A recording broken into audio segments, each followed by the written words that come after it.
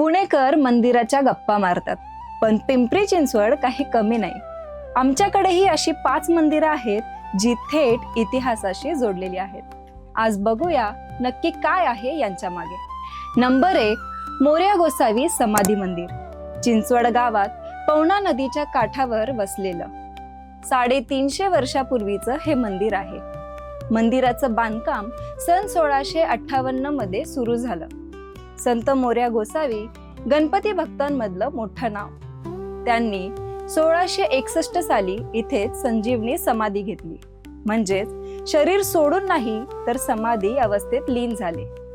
आजही हजारो भाविक इथे दर्शनासाठी येतात। पहाटे 5:30 ते रात्री 9:30 मंदिर उघडं असतं। चिंचवडची खरी ओळख ही या मंदिरामुळेच आहे। नंबर 2 वर येतं खंडोबा मंदिर, भोसरी। भोसरी म्हणजे पूर्वीचं भोजापूर, राजा भोजाची राजधानी। 2000 वर्षापूर्वींचा हा भाग असल्याचा पुरातत्व सांगतं। खंडोबा शंकराचं एक रूप, योद्धा दैवत मानला जातो। घोड्यावर स्वार, हातात तलवार असं रूप असतं। धैर्य आणि विजयासाठी भाविक इथेच नवस बोलतात। पेशवे काळातही या भागात खंडोबाची पूजा होत होती। आजही भोसरीकरांसाठी हे मंदिर श्रद्धेचं केंद्र आहे। नंबर 3 वर येतं तुळजाभवानी देवीचं मंदिर। आकुर्डी आणि मोशी या भागातलं देवीचं मंदिर आहे। तुळजाभवानी म्हणजे दुर्गा देवीचंच एक रूप। मराठा काळात हे मंदिर खूप प्रसिद्ध होतं। शिवाजी महाराजांचे कुलदैवत तुळजाभवानी हे नातं इथेही जोडलं जातं। नवरात्रीत येथे मोठा उत्सव साजरा केला जातो। आजूबाजूच्या गावातल्या बाया आवर्जून दर्शनाला येतात। नंबर 4 वर येतं सटवाई देवीचं मंदिर, पिंपरी। याला शीतला देवी मंदिर म्हणूनही ओळखलं जातं। मराठा काळात हे मंदिर खूपच मानाचं होतं।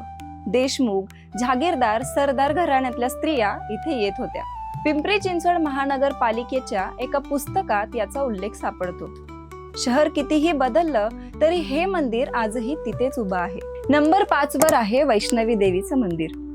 पिंपरी लिंक रोड वर असलेलं हे मंदिर जम्मू काश्मीरच्या वैष्णवी देवी मंदिराची हुबेहूब प्रतिकृती आहे। मंदिराचा आकार षटकोनी म्हणजेच 6 कोपऱ्यांचा आहे। आत जाण्यासाठी छोटी गुहा आहे। पाय धुवायला पाणी असतं। कोणाला दूरचे जम्मू शक्य नसेल त्यांच्यासाठी हा अनुभव अगदी जवळच आणून दिलाय। ही झाली आपली टॉप 5 मंदिरे, पण खरं सांगायचं तर यादी इथे संपत नाही। प्रत्येक गल्लीत, प्रत्येक गावात एक कथा दडलेली आहे। तुमच्या भागातलं एखादं खास मंदिर आहे का? कमेंट मध्ये मला नक्की कळवा। आणि अशाच व्हिडिओसाठी आमच्या चॅनलला लाईक, शेअर आणि सबस्क्राईब करायला विसरू नका। भेटूया पुढच्या व्हिडिओमध्ये। धन्यवाद।